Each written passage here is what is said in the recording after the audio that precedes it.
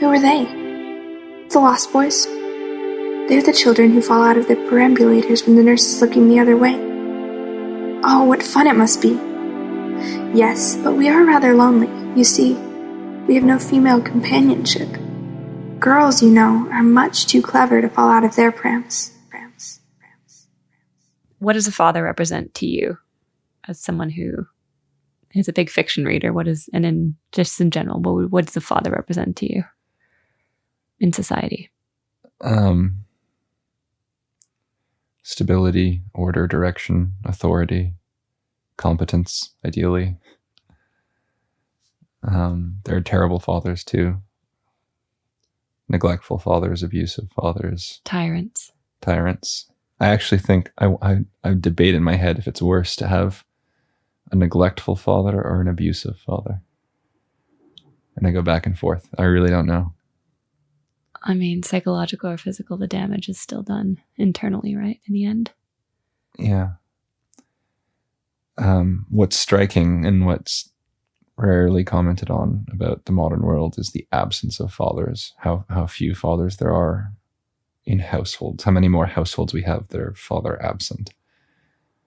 And it's a massive psychological experiment. We kind of treat it like it was inevitable or normal, or we don't discuss it at all. But it's a massive psychological experiment. And I'm not sure it's one we're going to like the results of when we finally take the measure of what's happened. I should say I have a bias, which is that the best men and the best way to get the best out of men is to make them fathers. I don't think men... Well, first of all, in any given society, the most dangerous, the most criminal, the most revolutionary people, the ones who are going to cause them the most problems are male. And everyone knows this. Everyone, like even if they can't articulate why they know this, they know this. Men are frightening in a way that women are not frightening, which isn't to say that women can't murder or commit crime. It's just that astronomically, it's men who do these things. And so one of the things that societies all across the world and throughout history have in common is they've had to acclimate men, break men, subdue men. I don't know what the proper word would be. They have to find a positive role for men, a place to channel their energies. And that's not easy to do because men are very disagreeable and they don't willingly do what they're told. They really have to see a positive benefit for them in anything that they're going to do or anything they're going to invest themselves in. And if you begin with that hypothesis and then look at religion or look at human culture, including African culture, Asian culture, I'm talking globally, you start to see this pattern of, oh yeah, like everyone recognized that young men were this dangerous thing that needed to be, I guess, corralled into a productive role. And I think we've forgotten that entirely, that wisdom. And I think we've attained a level of luxury and wealth where we thought we could forget that maybe forget that forever. And that's just not the case. When we use young men are this dangerous thing, I think just to tease that out a little bit more, as we discussed in boys in childhood, it's sort of like this, the wilder parts of the male nature, right? Testosterone running free, aggression, all those things that are typically male, need to be harnessed in some positive way, need to be channeled. They need to be if you want to have a society. Right. And if you don't want those same men tearing things down, because they just as easily will. The barbarians are male usually. Yeah, I guess I'm just interested because it kind of sounds like almost sexist against men. Yeah, it sounds it's a harsh thing to say against men. Yeah, but it's also it feels threatening, I guess. It's like I think for those people who believe that men are inherently evil anyway. Well, I'm speaking of a potentiality they have to go either way. Right, which is an interesting thing to discuss because that duality exists, I think, in women as well, but maybe of a different nature. It doesn't manifest the same way. And to a much less degree. Yes. Because we're talking about Physical. Yes. Yeah. Yes. Yeah. The barbarians and the Vikings. Yeah. There's an African proverb I'm very fond of citing, and you hear it. It actually gets cited a lot in a way that annoys me during rioting, which we're seeing a lot of these days. The child that does not feel embraced by the village will burn it down to feel its warmth. It's a really good little proverb. But what it means is you can neglect someone or abuse someone, but eventually that neglect will be paid back against you, let's say. Which might explain our current state. Yeah. And there's a lot of studies on, like, a nice trope that we like to believe is that poverty causes crime. That's something that a lot of people take comfort in, because then if you can alleviate poverty, you can alleviate crime. But it's just not, it doesn't track with, if you were to like chart crime in America versus poverty in America, it would be poorly predictive of where the crime happens. You would expect certain communities to be much more criminal than they are. And one of the better measures or indices of crime is inequality, and particularly for men. If men if men don't have a viable way of making themselves competitive and of climbing a ladder and finding a hierarchy and competing in it, they react in, let's say, criminal ways or illicit ways. That's one of the things they can do and do. So to bring it back to the role of the father in a son's life, specifically for now, what would you say are the qualities that make for a good father? That's a great question. And part of what puts people at a disadvantage is very rarely is any of this fully articulated. Like, I could say, like, a father has to be able to provide and protect and nurture, and he should model a way of behaving in the world that's admirable and respectable.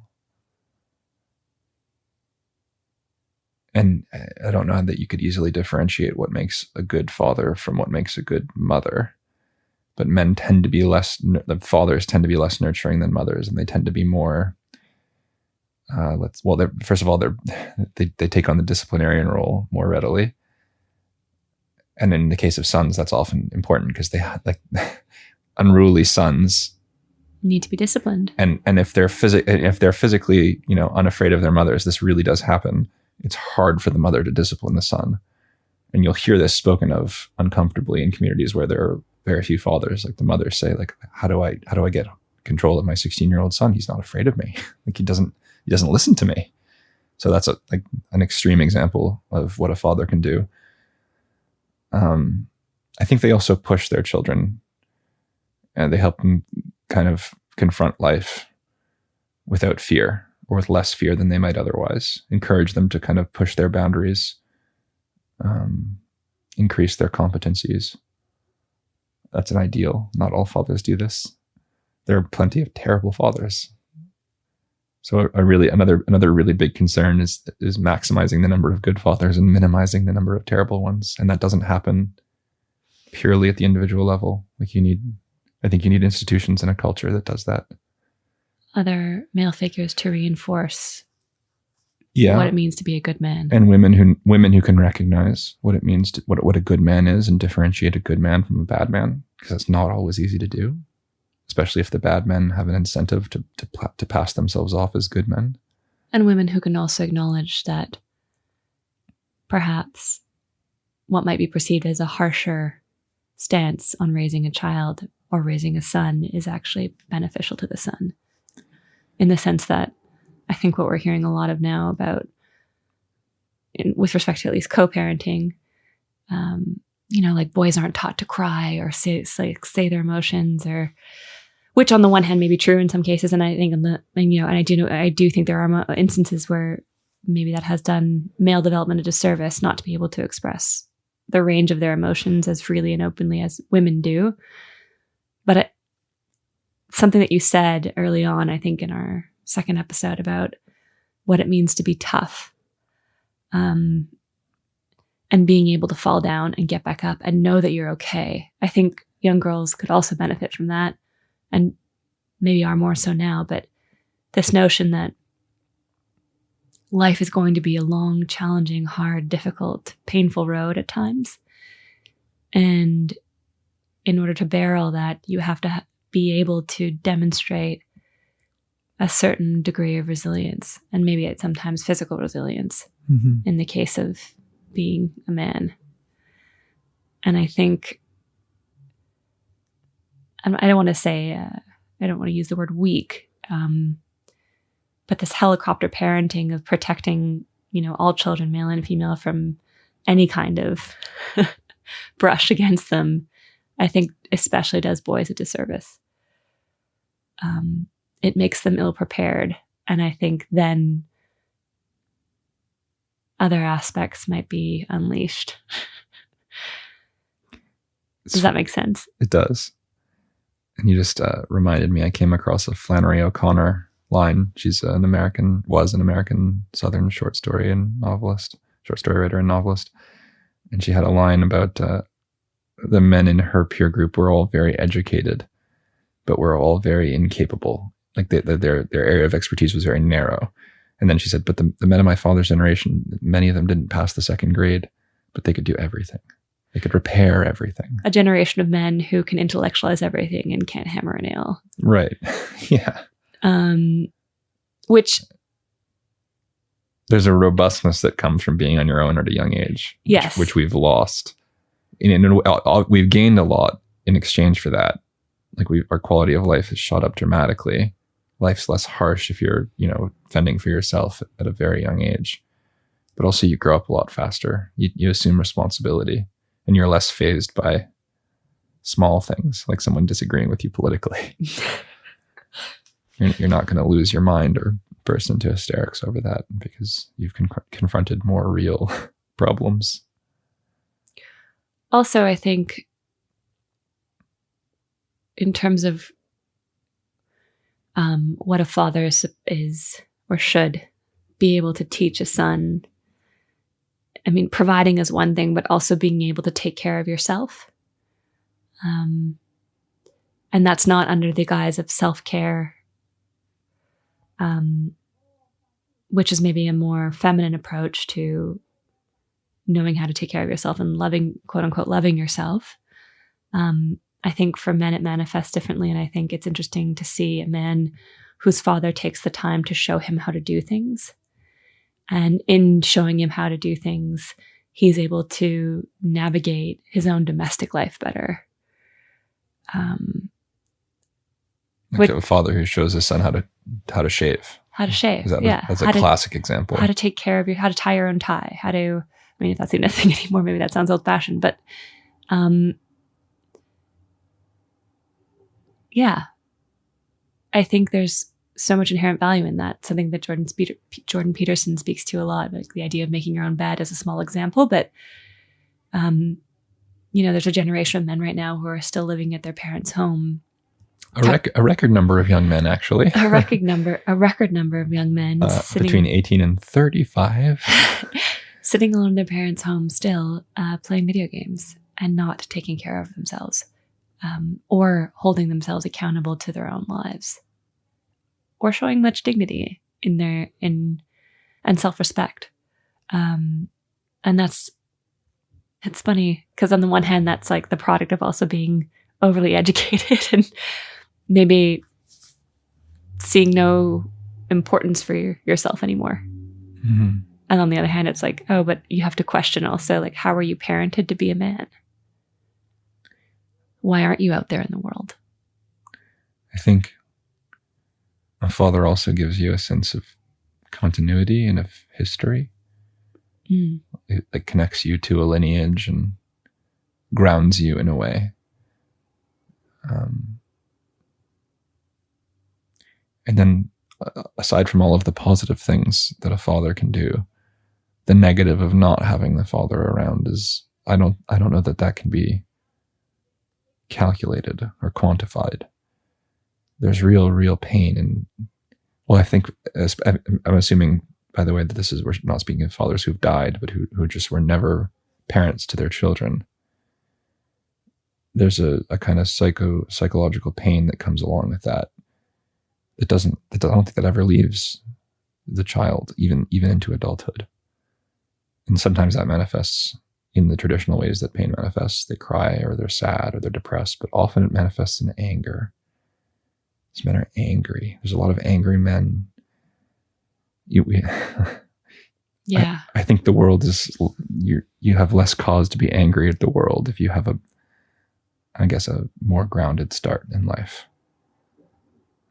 I've been urging you to watch this documentary by Louis Theroux, who's a British documentarian, called Dark States. And there's an episode on gun crime in Milwaukee, which is beautifully done. And he interviews the cops, he interviews victims' families, and then he interviews street gangs, like corner kids, basically, who really don't have a job and are not going to get a job and have left school a long time ago.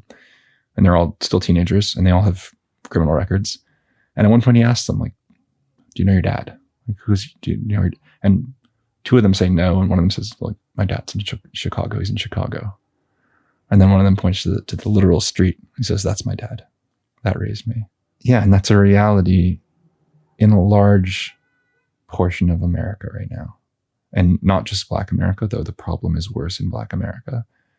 But it's a problem in rural white America too. And one of the biggest divides in America, I think, is that the intelligentsia and the upper class, broadly speaking, is entirely unaware that there's a large section of America that's living without fathers. They don't even contemplate that they so take that for granted. So if you were to go to like any university on the coasts, and the more prestigious the university, the more true this is, and poll people, like, did you know your father? Was he around? Is he still around? Overwhelmingly, yes. But then go to the prisons, or go to the homeless, or the addiction shelters. Do you know your father? And all of a sudden you get the opposite answer. I knew him barely, or he was barely around, or I never knew him. It's so funny. That's such an obvious thing that just totally escapes people. It's funny, as you were just pointing out Louis Theroux's documentary, I was thinking about, like, there's such a huge stigma, and perhaps rightly so, in society over a mother abandoning her child, because that life source connection of which, like, from the womb, somehow it seems far more devastating if a mother would leave her kids because she made them, so to speak. And I think it's interesting that right now, I don't know the stats on fatherlessness in America. Maybe you have them off the top of your head. I imagine it's the worst it's ever been. And it is. Yeah, in our human history, or at least in the Western world.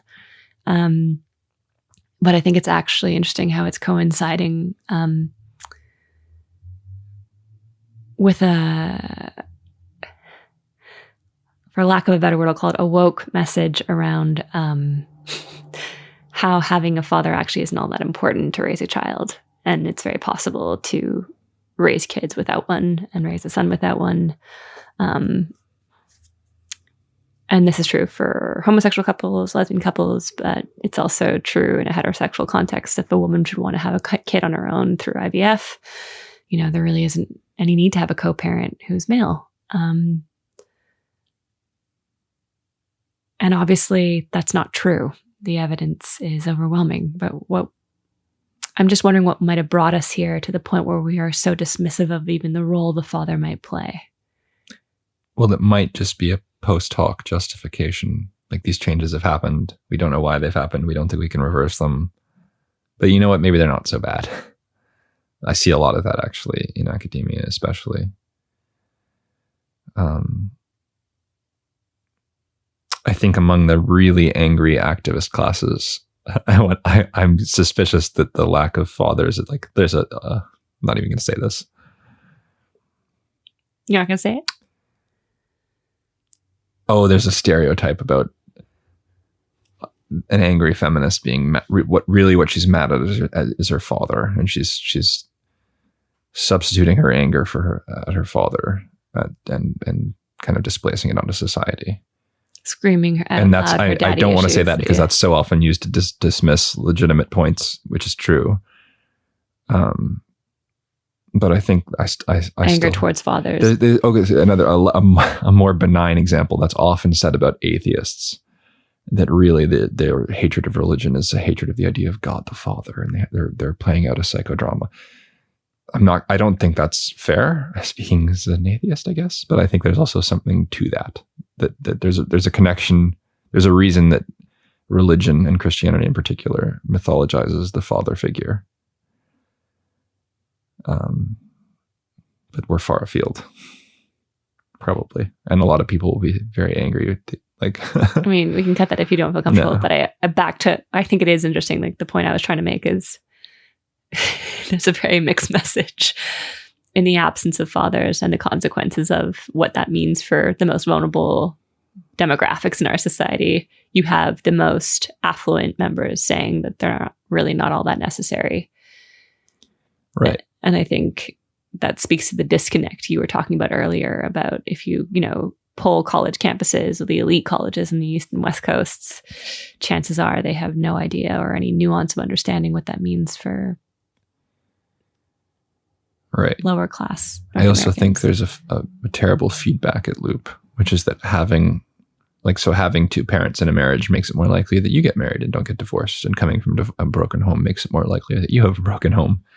I think having a good father around models for women what positive masculinity looks like, and makes that more attractive and easier to spot and easier to differentiate from, I'm not going to say toxic masculinity. I refuse to say toxic masculinity, but the negative sides of men. And let's let it be said, I alluded to this earlier, there are men that for whatever reason are happy to present themselves as better men than they are, or more commitment oriented than they are, or less philandering than they really are.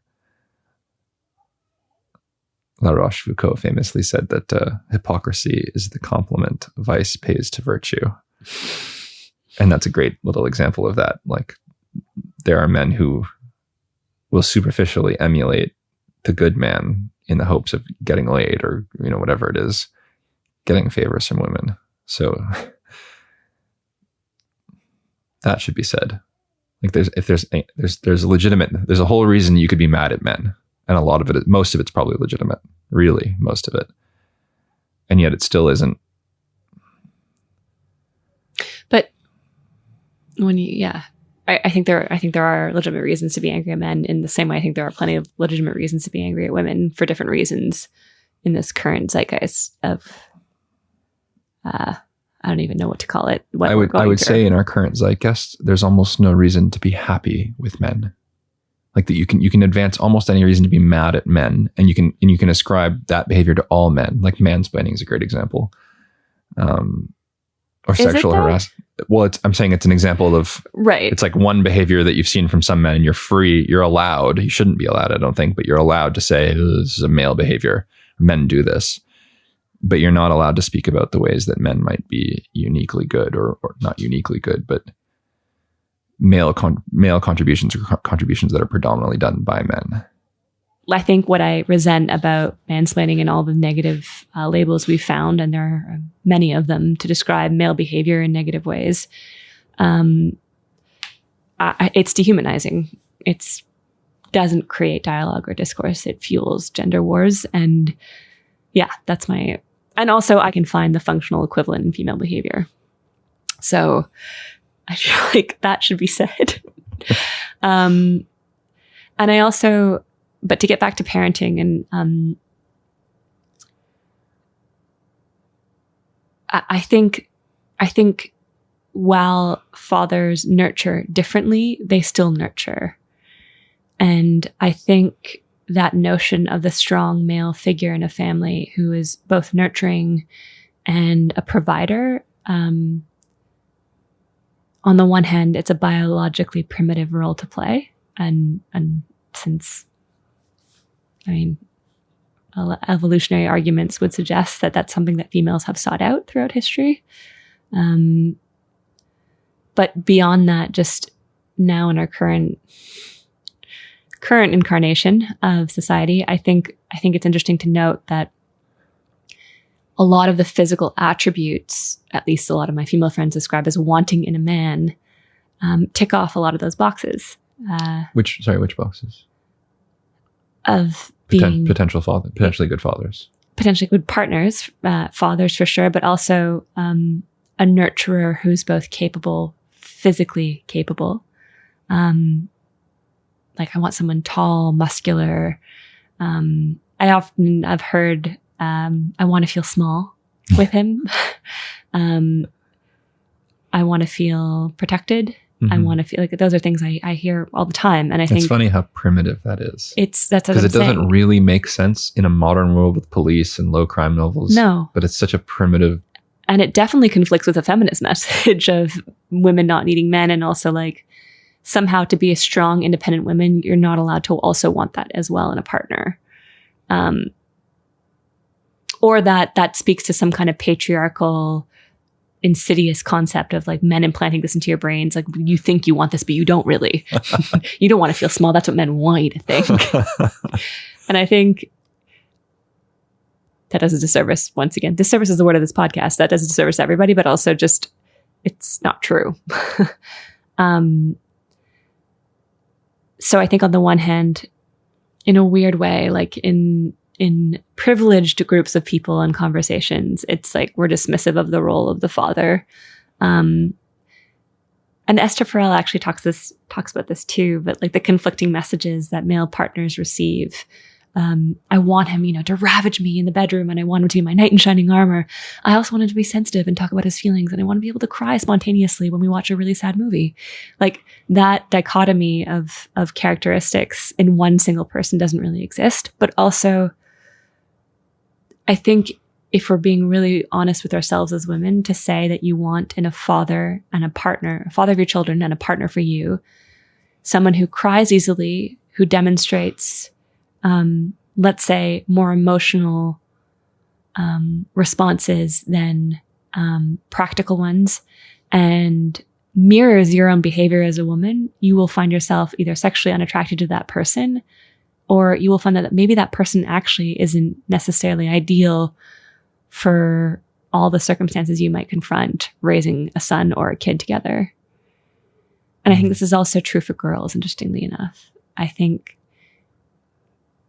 and I mean, daddy issues is also a negative way of talking about this, but if a girl has had a shitty dad, the repercussions of that are lifelong in one way or another.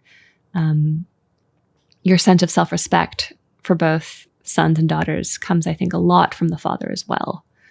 And choosing a good man is because you know what a good man is and what he should look like and how he can provide and take care of you when you are feeling vulnerable, and how he can also be supportive of you when you're feeling strong. And I don't think mothers do that in the same way. I think they do something equally as valuable, but it's different. To me, the idea of raising a son alone, or any kid alone, a daughter as well, is terrifying. I also wonder if just being a single parent in general means you're less able to do the things you would otherwise have been more able to do with two parents.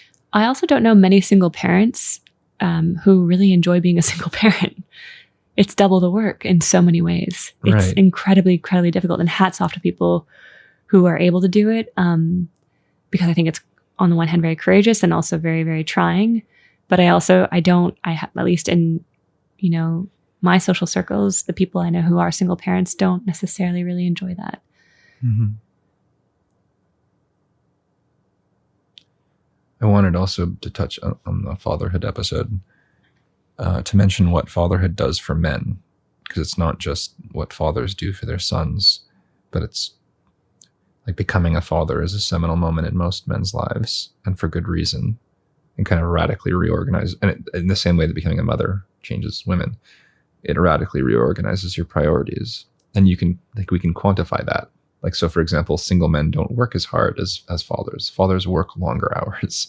That's one of the ways they show their love, actually, is by upping their work effort, because they have more mouths to feed. They have to provide. But just to pause on that too, it's one of the ways that they show their love. I want to let that live a little moment, because fathers and men in general are often criticized for not being as emotionally expressive. But the ways in which they do show and demonstrate how much they care are again different than how a woman might show. And that cannot be understated. I think that is the whole point that we are trying to get across, is it's different, but that doesn't mean it's less valuable.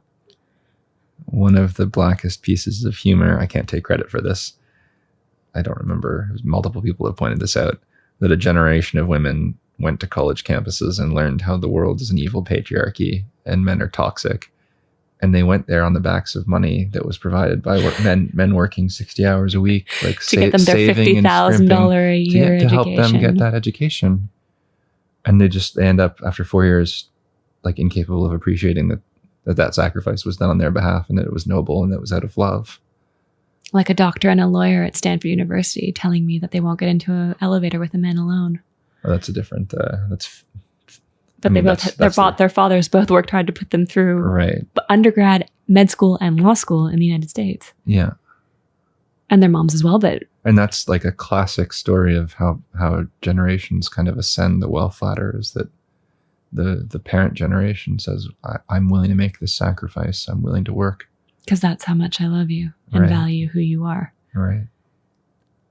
And it's so funny because the child doesn't necessarily appreciate that. There's a beautiful poem I would urge everyone to read. I'm not going to quote it. Those Winter Sundays by Robert Hayden. And he's writing a kind of retrospective look at his father. And you get the sense that he didn't appreciate him as he lived, that he was a kind of angry man and aloof, distant. But the poem kind of recognizes that, oh my God, you got up every morning in the middle of winter and you kept my house warm and you shined my shoes and you put food on the table. Like, why'd you do that? Oh, it's because you loved me. You loved me. And I didn't realize that then, and I realize that now. It's a really beautiful poem. But going back to men, so what fatherhood does to men, a line in a angry kind of ranting article I read that stuck out with me. This was from 3 or 4 years ago. It was a woman complaining about the type of men that she was meeting in New York. And it was actually a beautiful line. She said they resembled not the fathers who used to drive her home from her babysitting job, but from the young boys she used to babysit. And she was kind of aghast that, like, even in their 30s and 40s, she was meeting men who were really just boys. And that's kind of what happens to men who, and I think women, who don't adopt wider responsibility. Their lives become shrunken and narcissistic and self-centered. And they sort of live in an eternal adolescence, in an eternal, like, what gratifies me today? What's going to gratify me tomorrow? Whereas if you have children, you are now all of a sudden invested in the future in a very, very real way. And I think a lot of our generation is trapped in a navel-gazing, self-gratifying moment. Individual happiness trumping, familial responsibility. But I think it's important also to highlight, some people might be listening to this and think, well, who cares? Like, men are responsible for their own lives, and father or no father, you should be, do better is, I think, the general sentiment I think I'm hearing overwhelmingly.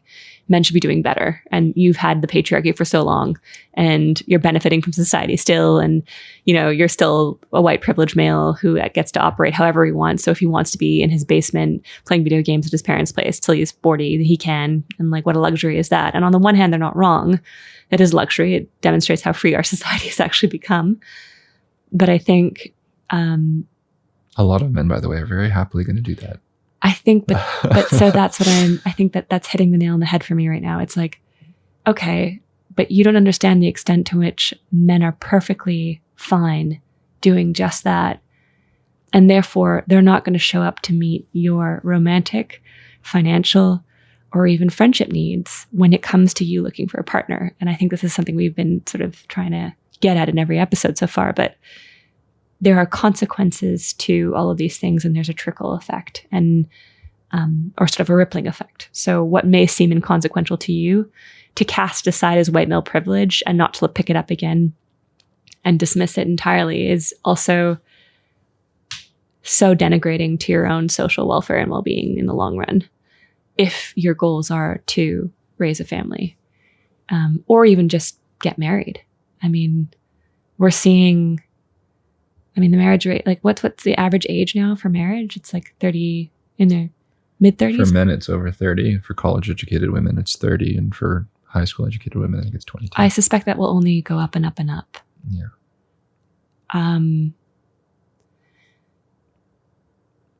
But I also,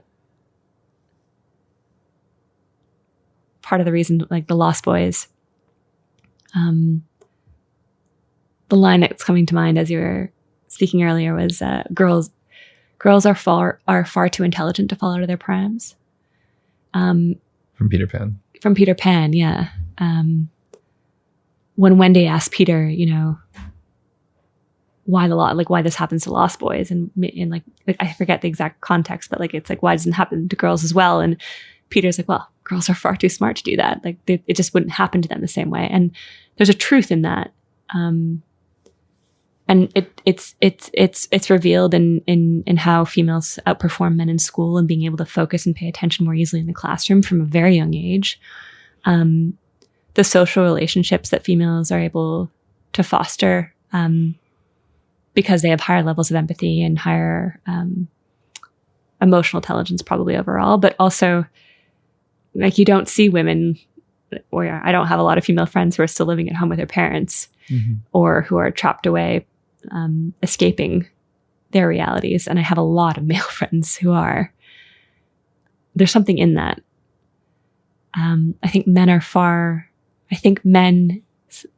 I can give you one. Slide off the path far more easily. I think they can fall through the cracks far more easily. We're talking about young people right now, right? Your friends who are living at home but I'm trying to say that I think men are actually much more at risk in general from a young age. Oh, absolutely. And I think that cannot be ignored. I think to ignore that is ultimately is ultimately creating a very scary societal situation. Mm-hmm. Yeah, it's amusing how many different ways men find to blow up their lives or to not live their lives. Which we'll get into in the next episode. Addiction, suicide, porn. Right. But why? But that relates to being a father, like having a father as well.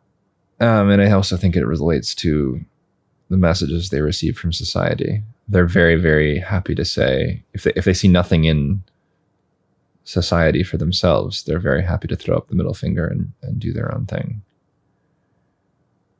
And a lot of men are. It's crazy and it's crazy to me, one, how many men are doing that, how many men in their 30s are kind of partially employed and playing a ton of video games. But it's also crazy to me how society has just sort of accepted this passively. And I think part of the explanation for why that is one of the metrics we've used to evaluate the health of our society is equality. And if all of these men are not pursuing what they used to pursue, they're actually contributing to equality. Like their failure to get a job, to leave their parents' basement, to compete with women in the job market, that's helping the making things more equal. This is how perverse these incentives are. Like, in a way, it's a triumph for the egalitarians, the strict egalitarians, because it gets you closer to 50-50. It doesn't make anyone happy. Like, that remains to be seen. Maybe we're all going to end up miserable, but damn it, it'll be 50-50. And that 60-40 is even better. Yeah. There's more controversy. There's a great D.H. Lawrence essay, which would never be allowed to be read on a college campus today. I believe the title is Henpecked Men and Cocksure Women, which is, it speaks to exactly what you just described. And I think it was written in the 1920s. And Lawrence was sort of famous among women for having an understanding of women. So put that out there. But his point in that essay is that men, if women want to be men, they can throw themselves into that role more easily than men can, more unselfconsciously. And he even says in this essay, they're going to surpass the men at the male role. But he also says it might not make them happy, and that should frighten them. And it's funny because I read that 5 years ago. I thought, oh my God, this seems apt to the present moment. Apropos. And it isn't making them happy. I mean, well, there's a wealth of op-eds and articles and videos good data on women's women. self-reported happiness, like on a steady decline since the 1960s. Since the 1960s. And it's so amusing to watch a mostly left-leaning university academia try to rationalize why that might be. It's just astonishing. I think another, and this is something we want to discuss as well, but another thing fathers encourage is competition and risk-taking. There's a reason why so many high school stadiums or science fairs are they're lined up with fathers, like encouraging their kids to enter the ring and not being afraid. Mm-hmm. And not that mothers don't do that. They absolutely do. But I think it's a different kind of dynamic when it's coming from a father, when that kind of encouragement comes from a father versus when it comes from a mother. And it plays a different role in your development. Because I think the mother is there to support the child when he does get knocked down, and he can come back and retreat and be comforted and be soothed. And that's invaluable. Mm-hmm. And know that there's a safe place to be soothed. And I think the father, historically and traditionally, is the one who encourages the child to get back into the ring, whatever that ring is. And knowing that, yeah, he got hurt, but it's time to try again. Mm-hmm. And we're now witnessing a generation of men who don't even want to try. Mm-hmm.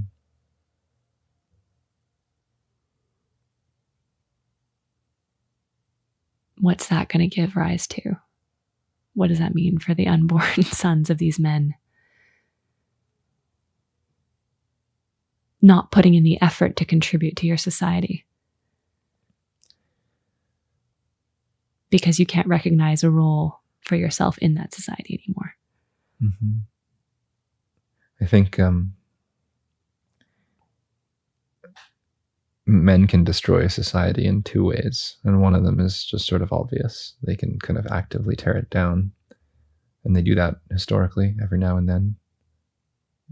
They literally pick up the bricks from the streets and throw them at cops and light buildings on fire. And if they're successful, if there's enough of them, if there's a critical mass, the old society dies and a new society is founded.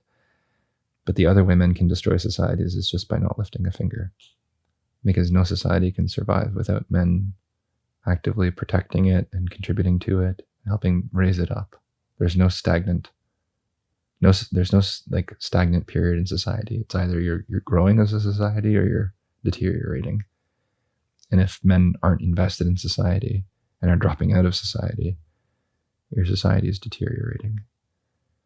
And I think I've said this to people at different points over the last 5 years, and usually I get the reaction that I'm being cynical.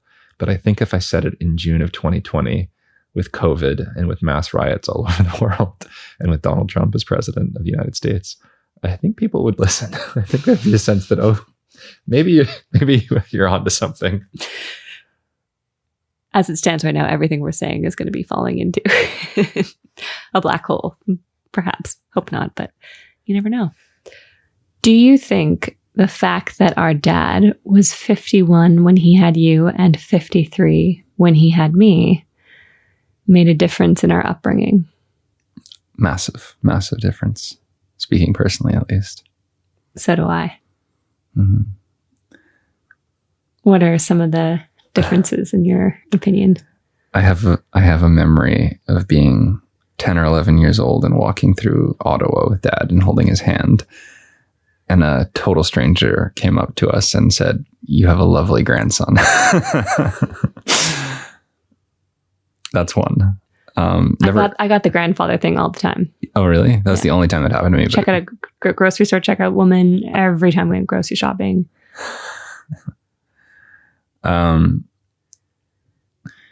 He was past his physical prime by the time I was 10, like way past, so that he couldn't really, like, I think father-son bonding often is like tossing a football or a baseball or playing tennis. I have some memories of playing tennis with him, but I was very young and he was much less mobile by the time I was actually able to hit a ball. And we were so aware of how less mobile he was. Painfully aware. He also had a heart attack when we were young. I was 8. You were 8, right? You were so 9. We've been 10 or 9, yeah. So I remember being paralyzed with fear about going on sleepovers because I didn't want to be away if he died.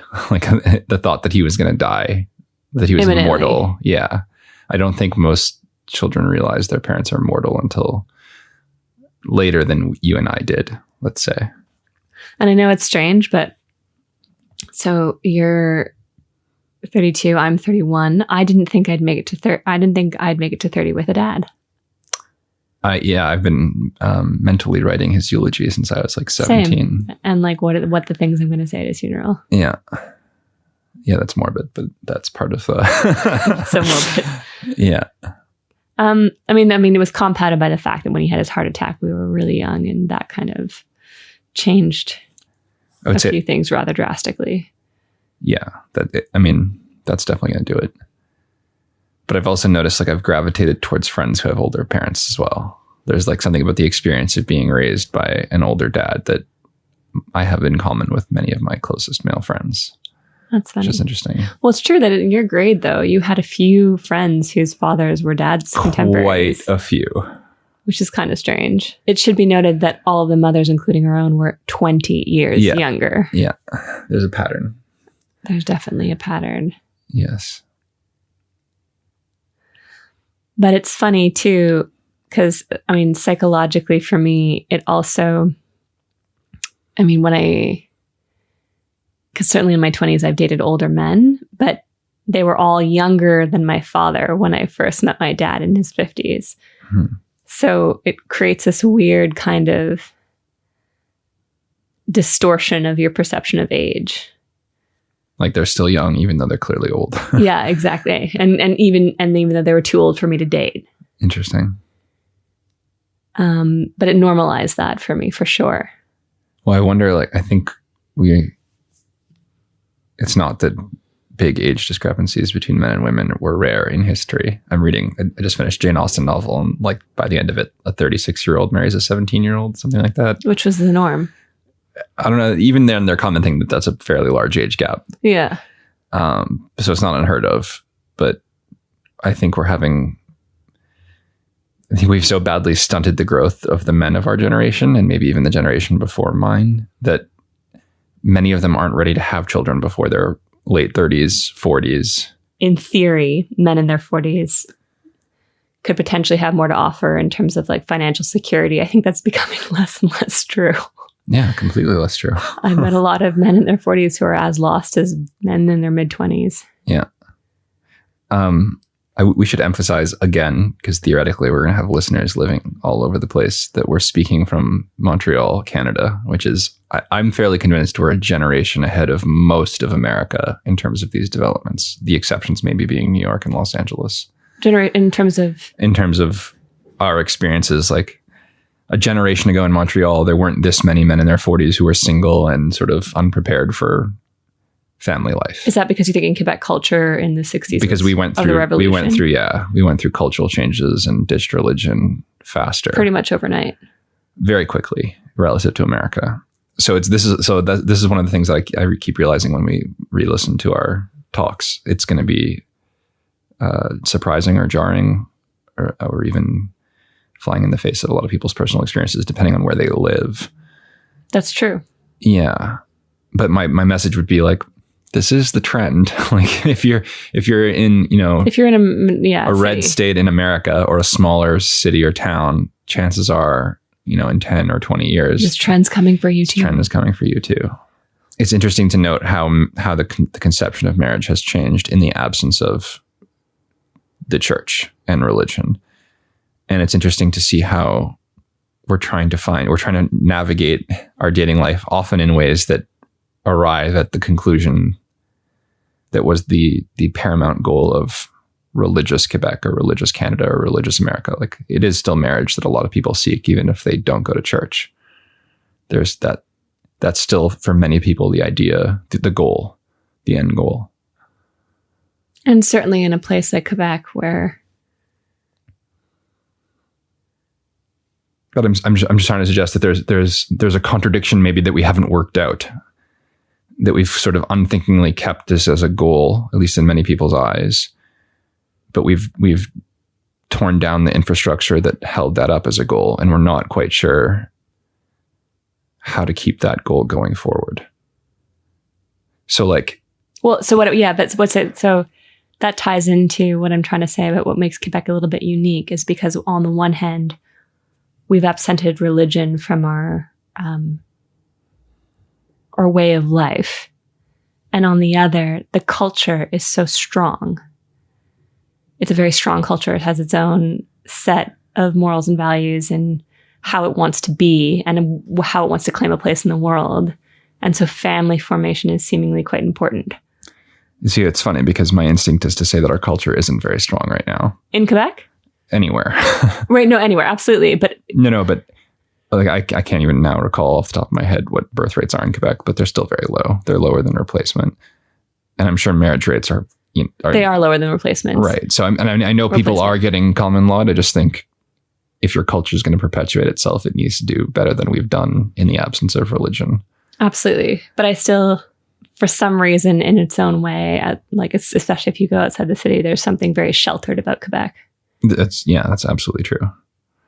And I think that's directly linked to all of the measures in place to protect its culture so fiercely. Mm-hmm. Well, and the language barriers that help.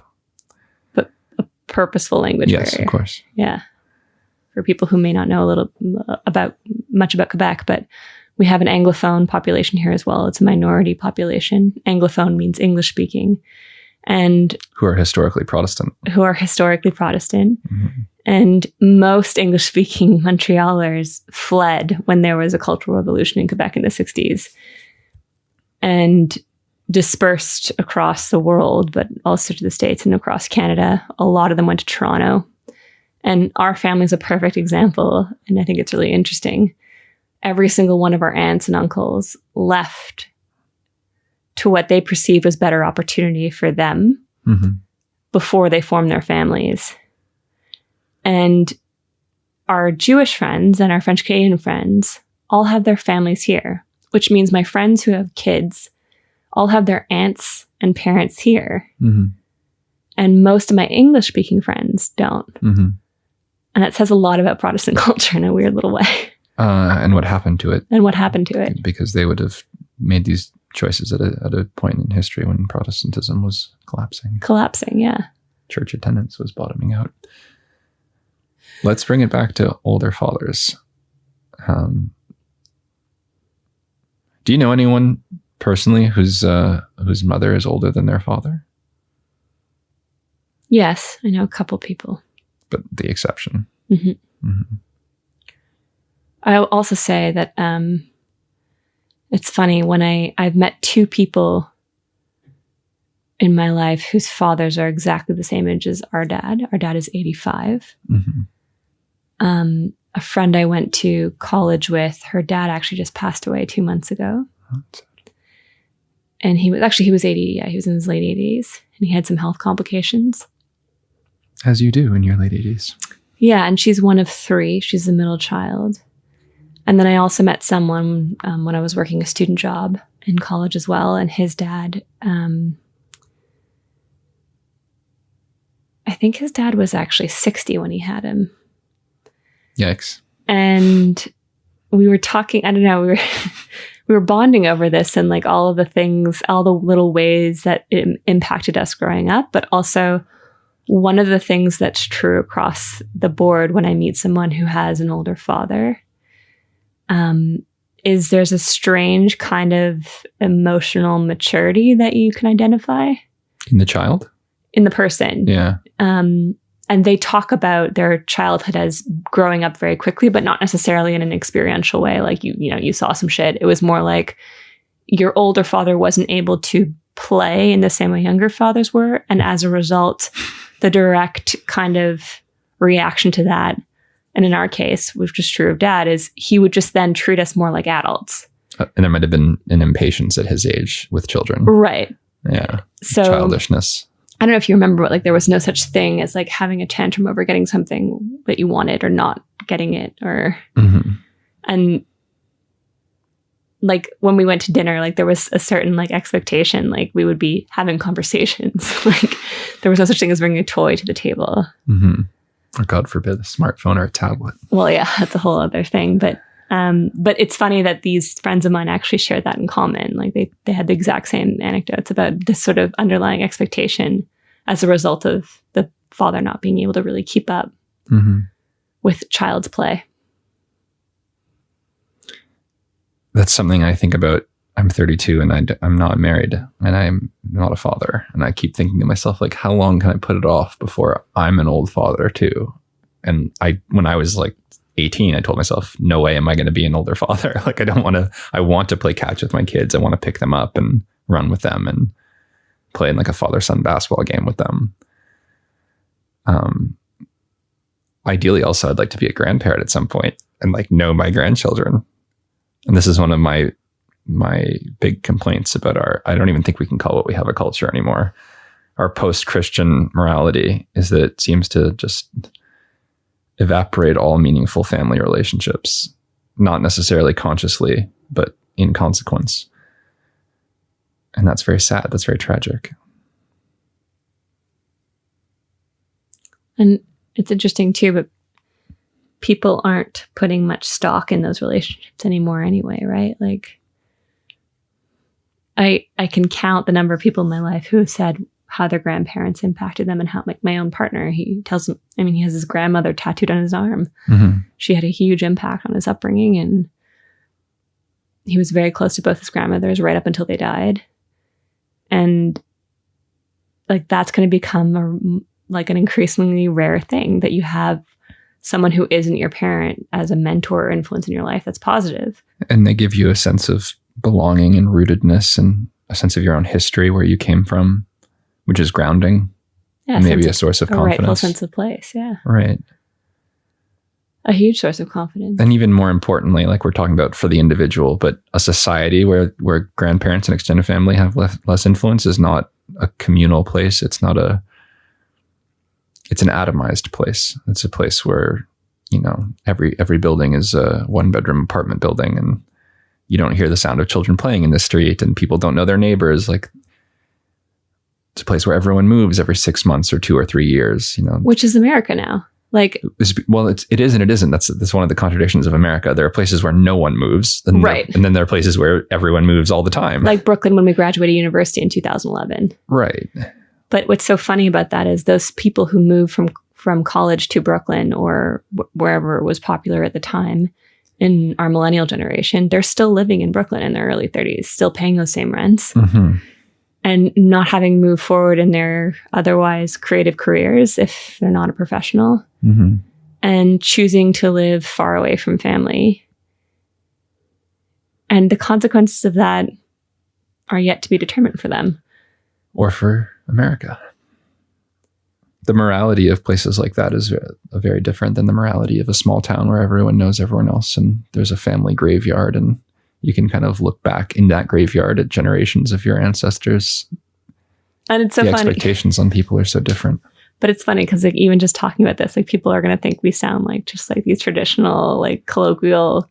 There are amazing advantages to cities, which is why so much innovation usually comes from cities. It's just the price you pay for that. And city dwellers feel this themselves, because when they do choose to settle down, they often leave the city. They buy a house in the burbs or wherever. Like, it's expensive to live there, and it's not the best place to raise a child.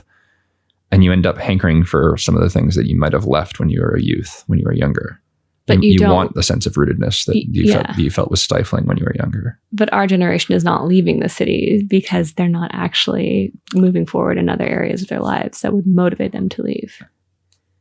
A lot of people post-COVID are going to do it. I think so too. I think it's starting. Yeah, Texas has benefited hugely in terms of... Colorado. Yeah, Colorado. The Midwest in general actually is going to probably go through a bit of a renaissance the next decade, which is wonderful. But you're not wrong about what's happening to the cities. And the cities are transforming very rapidly because of all of this. What's funny too, and I struggle articulating this to family members when they ask me, like, why didn't you move to Brooklyn? Or why don't you consider Toronto? Or why haven't you moved? And it's true that when I returned from college, I went to college in California, and then I finished my degree here in Montreal. At that time, Dad was, turning a corner, I would say, in his aging. Mm-hmm. You were here. And like, it sounds so silly, but the greatest gift for me of my 20s was being a 3-minute walk away from like one of my favorite people, and being able to have that sense of family so close by.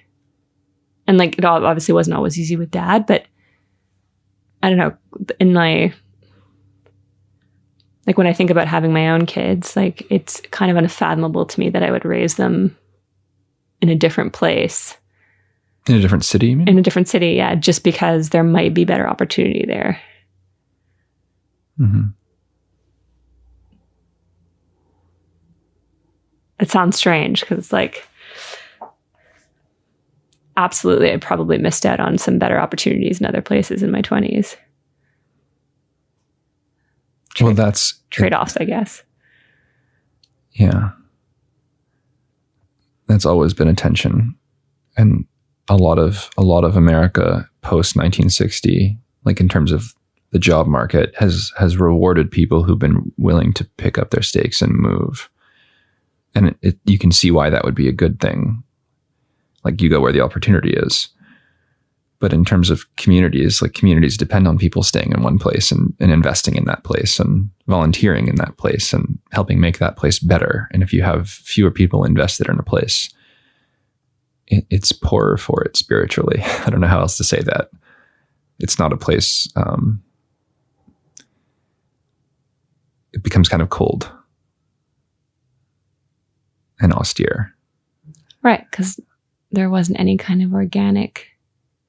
Well, I can point to, in a weird way, like, I know that other people agree with me on this because movies like Back to the Future are still really popular, and the television show Stranger Things, which is about the 80s and small town 80s America. Why do you think people love that so much? It wasn't just the sci-fi. No, I think it's massively the nostalgia factor. Like, oh, like, here's a town where there are 2-parent families and there are big families. People have siblings, and the kids feel free to bike all over the place. And they feel safe to do so, barring. And they know the name of the guy selling them groceries or their postman, like, those are nice. They're not on their phones. They're not on technology. Right. No, it's 1,000% the nostalgia. That's what sold that series. What we're hovering around in our conversation, and I want to make more explicit, is that there's a relationship between how people date and marry, or don't date and don't marry, and the type of community you have. And what I find really tragic about the 2010s and about millennials and about young people in general is that they have a hankering for things that they don't have any idea how to get for themselves anymore. And I think even the culture at large is hostile to that vision of the good life. Like, we've spent 50 years mocking the nuclear family and mocking monogamy, and yet you put Stranger Things on TV and all of a sudden people say, oh, like, that life actually looks pretty good. Like, what? That's nice. I like that. That's real. Yeah, yeah. It's funny. Another thing that's interesting about having an older father, I would say, is I feel like I was very strongly tethered to where I came from and my family tree and my family history from a very young age. Mm-hmm. Not only because when teachers would ask me, like, we'd have to give like a family tree history, and like, our grandparents on her dad's side were born in the latter half of the 19th century. Mm-hmm. And they'd often try to correct me. Mm-hmm. I still get that. And the fact that my grandfather didn't fight in World War II, he fought in World War I. And he was bayoneted 19 times, and he survived, and he lived till he was 99. Like, all those things I can rattle off the top of my head. Mm-hmm. Why he moved to Quebec, because he loved the French and hated the British, and he wanted to be a part of French culture. But Dad also, I mean, being his age and having lived through so much, like, on the one hand, it was like very strange because like you kind of felt like he was from an entirely different world when he'd tell you stories, which he was. In the music he listened to. and his literary tastes.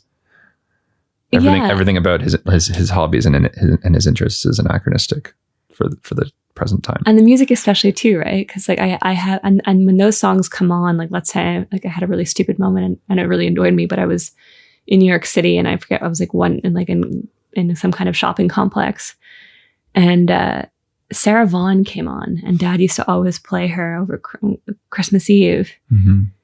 And I was annoyed that it was somehow commercialized in that moment, but it was like a perfect like Christmas song.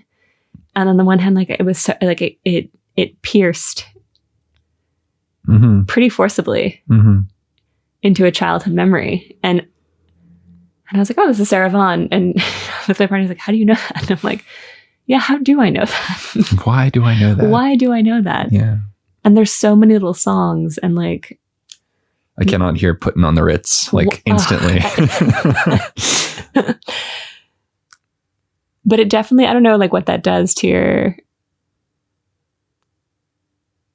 I think it also alienates you from your contemporaries. Immediately. Yeah. I remember feeling very, lonely sometimes. Yeah, absolutely. And also interestingly, I don't know if you remember how difficult it was to play any music we wanted to listen to in the car. Dad wouldn't let us. He hated it. Yeah.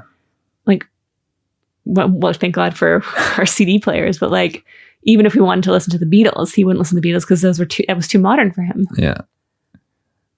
I'm reading a book by a British, I can't even call him a conservative. He's a stick in the mud conservative. So the book I'm reading has defended corporal punishment in schools, like rapping children on the knuckles. He wants to bring that back.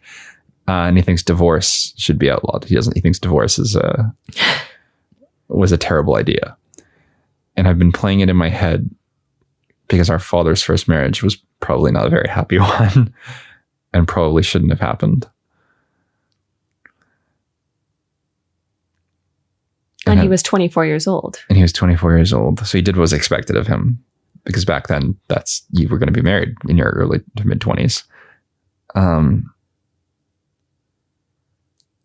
I think I'm certain he would have been happier in a world with divorce than in a world without divorce. Our father particularly. I feel confident about that. I wonder about his children, our half siblings. That's something that I still think about, that their father started a new family when they were still in their 20s. A replacement family. They'll all do better this time around family. Yeah, maybe. Yeah, but that must have been incredibly painful and very, very strange. Yeah. But as it was equally strange at the time to learn of their existence when we were really young and realize that Dad had actually lived another entire life and family before he had us. Mm-hmm. But those are things that couldn't have been not that long ago in human history, or in the history of the West, let's say. And like divorce was scandalous. You had to really get a special dispensation from like the local priest, even then maybe not. And if you got a divorce, you might still not get permission to remarry. I mean, that's amazing. Dare I say this? It is a luxury that if you should screw up your first marriage, for a man to be able to remarry and start another one. Well, that's another thing to think about. It's easier for the man, I think. You think, biologically it's... Well, I mean, he still has to have... There are a lot of divorced, lonely men who have not remarried. But it's biologically pretty much almost impossible for a 51-year-old woman to have another child. Right, but I mean, not everyone wants a child. I think that also, interestingly, like I've been on countless dates where when the subject of like, do you want kids? Do you think about kids, family? What is that? You bring it up however vaguely or like passively, mm-hmm. covertly you want to. And the answer is always like, oh yeah, like, but like, like in my 40s. Mm-hmm. That I get that answer. I used to get that answer when I was single all of the time. Mm-hmm. And it's just so fun. Like it's still, I mean, we talked about this in an earlier episode. I could talk about it as not ad nauseum, but there is no understanding or appreciation for what that would mean for the potential partner you're having kids with and the conditions, like the criteria she would have to fit. I would say it's a thoughtless and selfish answer. And it is. And it puts Yeah, but I'm going to be controversial and say it's not all that different from the woman who says, I'm going to have my career lined up and I'll have my first child when I'm in my 30s. I mean, it's a comparable playing with fire, frankly. And I would agree with that. But I'm not done excoriating that 40-year-old or the late 30s man who says he's going to wait until his 40s. He has no idea, like, what having a young child in your 40s will be like for him. No, nor does the woman who waits. No, but he's saying it in a way that's like, I have this planned out and I have a reason. There's a rationale in my head. Yeah. There's not a rationale. You're just being kind of selfish and prioritizing your own enjoyment of life. But you still do want kids. So you're saying, I'll do it. I'll put it off to some point in the future. Or you haven't actually given it any kind of meaningful thought. Well, but equally true. But my point is only going to be, it's considerably more inconvenient to be in your 40s with a child keeping you up at night than it is when you're in your 20s or 30s and you have a lot more energy. And then you almost certainly didn't think about your potential future grandchildren, whom I'm betting you're going to want to meet. And the longer you delay having that kid, the lower the chances of you having any kind of meaningful relationship with your grandchildren is. And that's supposed to be one of the few pleasures of old age, is like having that in your life and not having the responsibilities of raising the child, but you get to all of the enjoyment of seeing new life. And to me, these things are like utterly commonsensical, and they're like not spoken of anymore, and they're considered controversial. Well, having kids is a controversial topic somehow. But of course it is, because we've prioritized our well-being in the present. Yeah, and we have an eternal present. Yeah, and we're terrified of what it means to take on any kind of responsibility, let alone having a kid. Mm-hmm. But shame on us for that then, because it really, that's such an incredible indictment of us that we've gotten to a point where we're so self-centered that children are an imposition. It's incredible.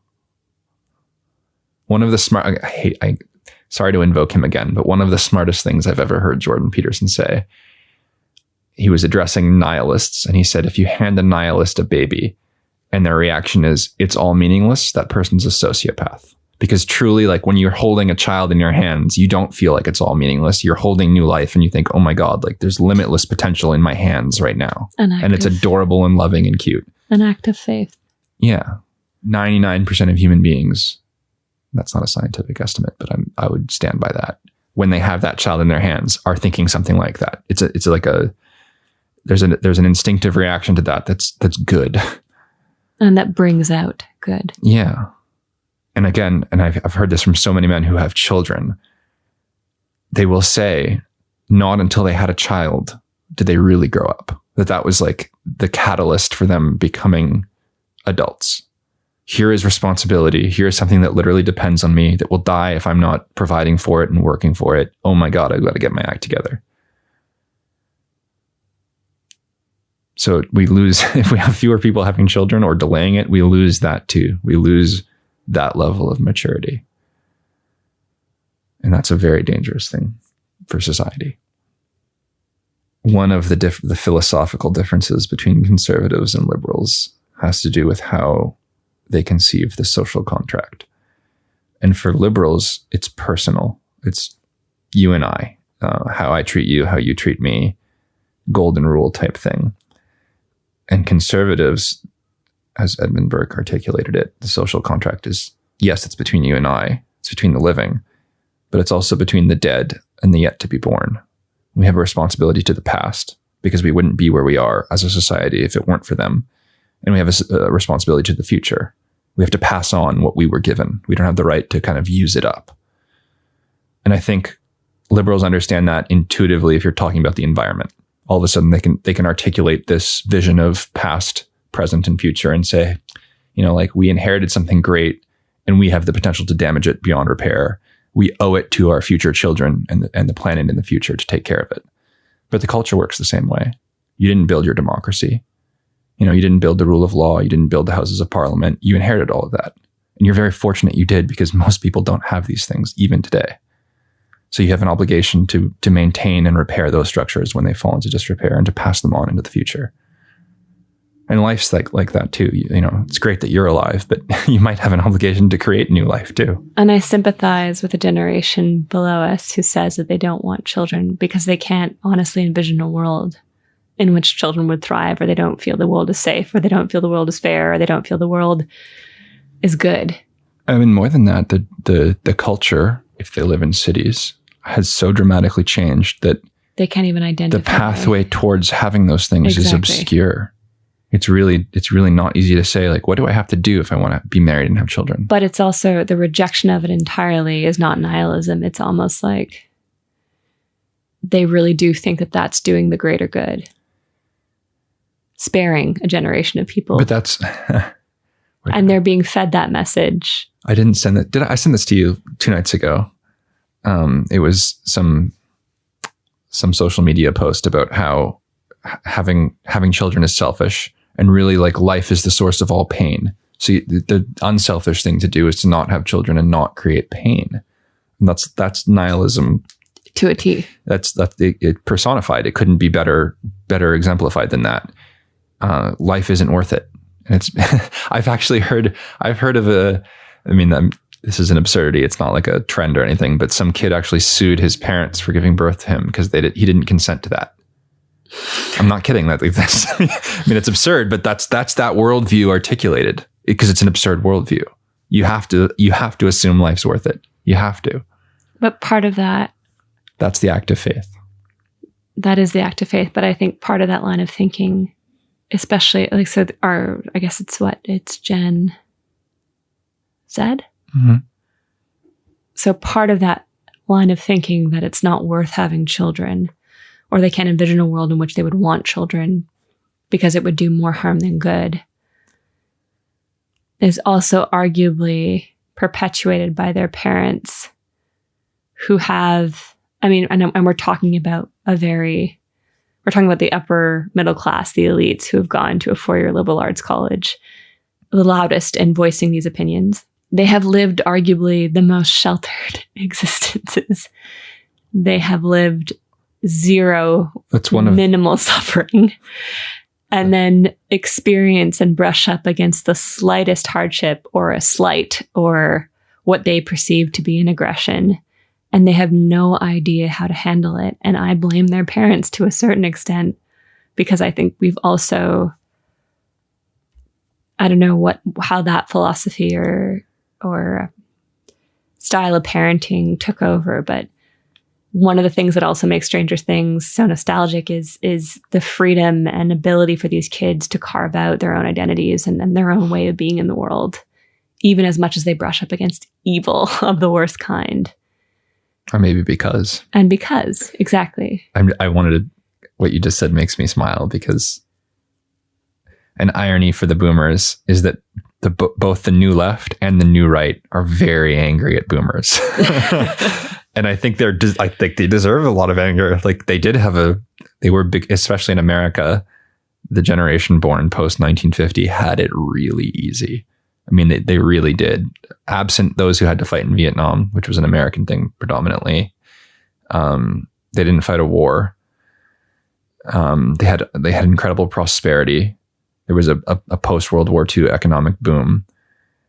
So when you look at like who owns wealth in America, by generation, the boomers are outstripping everyone. And they're also the ones who kind of turned their back on all of it was the baby boom generation that decisively turned its back on the church and turned its back on religion. And it's interesting to see that their children, at least those who are like on the new political left and the new political right, are angry at them. But they can't articulate. They feel they both left and right articulate different reasons, but not clearly. But there's similarities in that they amount to a kind of selfishness, a generational selfishness. Well, they call them capitalists and sort of amounted to money on the left, and they're the landlord class now. Right. They're rent seekers. Right. And yet their children have benefited also hugely. The New York Times, this was like a week ago, the New York Times put out an article after a month of like incredibly progressive agitprop on race because of the George Floyd killing. the New York Times did a lengthy article on how to make money off your second home, or like it was, like something like, who owns a second home, like no millennial, but a fairly sizable portion of the New York Times readership almost certainly does. So that was geared towards them. And that article caused a lot of fury because it was, oh, you're progressive in one moment, and then the second moment it's like how to make money off your second home. I don't know. That's the peculiar fate of the boomers, is they're really going to be loathed not only by the generation they directly birthed, but their descendants. On both left and right, there's going to be incredible anger at them. And there is incredible anger at them. But it's funny because then you also have the generation of baby boomer descendants who moved to Brooklyn in like 2009, 10, 11, whose parents were paying for their rent. A generation of white kids who also, by the way, are probably massively protesting right now. That's part of the irony, is that they were so liberal in raising their children. Hey, you can do almost anything. You need contraception? I'll take you to the doctor and get you contraception. Whatever you need. And then you graduate university, I'll help you with the rent. And there's still resentment here. I can't even remember the name of the author, but whoever wrote, it's like the book's something like Hymn to the Tiger Mom. It's about how Asian mothers in America. One of the observations the author makes in that book is that Asian mothers who are incredibly strict on their children end up loving them. And then the white mothers and the white parents who are so permissive, the children end up mad at them. Battle Hymn of the Tiger Mom. Yeah, thank you. Yeah. And that's a worthwhile thing to note. Like, oh, like there's maybe in that strictness, there was something loving. Like, I want you to succeed. So yeah, I'm going to turn the TV off and I'm going to force you to do more homework than you wanted to do. But it really is, it's an expression of my love and my desire for you to succeed in the world. We definitely were among those who were given, afforded every opportunity. And then, our own family circumstances changed pretty dramatically in our early 20s. But it's so funny how I still have kind of these hang-ups about where I thought I would be in my teens versus where I am now financially. Mm-hmm. And so much of that stems from being told from a very young age as a woman that I really could do whatever I wanted and that I would end up having that 6-figure salary and corner office. And I remember someone joked when I was away in college in the US about how I started college in 2008 in the year of the financial collapse. And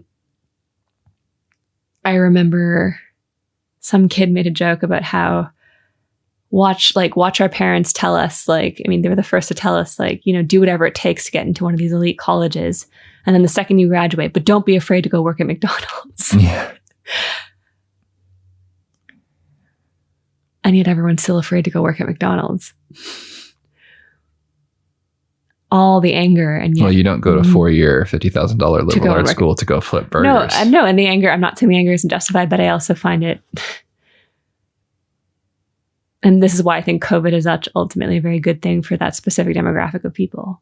It's this realization that there are certain things beyond your control. And when push comes to shove and you're living in trying times, it's a test for how resilient you can be in getting back to basics of what you need to do to not only survive, but maybe thrive on your own. Mm-hmm.